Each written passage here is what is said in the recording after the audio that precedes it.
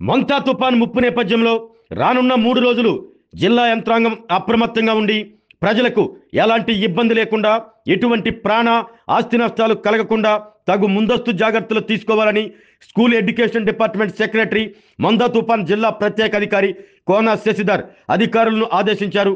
కలెక్టరేట్లోని సమావేశ మందిరంలో మందా తుఫాన్ నేపథ్యంలో చేపట్టవలసిన ముందస్తు చర్యలపై ప్రకాశం జిల్లా ప్రత్యేక అధికారి కోన శశిధర్ కలెక్టర్ పి రాజబాబుతో కలిసి అధికారులతో సమావేశమై శాఖల వారీగా చేపట్టవలసిన ముందస్తు ఏర్పాట్లపై సమీక్షించి అధికారులకు దిశానిర్దేశం చేశారు.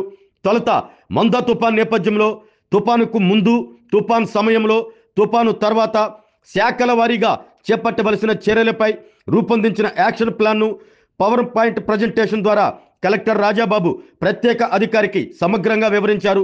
గ్రామ స్థాయి నుండి జిల్లా స్థాయి వరకు అన్ని శాఖల అధికారులు అప్రమత్తంగా ఉండి మందా తుఫాన్ను ఎదుర్కొనేందుకు సన్నద్ధంగా ఉండాలని శశిధర్ అధికారులను ఆదేశించారు. ఈ సమీక్షా సమావేశంలో joint collector Gopalakrishna, DRO Chenavobulesu, RDO Lakshmi Prasanna, జిల్లా అధికారులు పాల్గొన్నారు.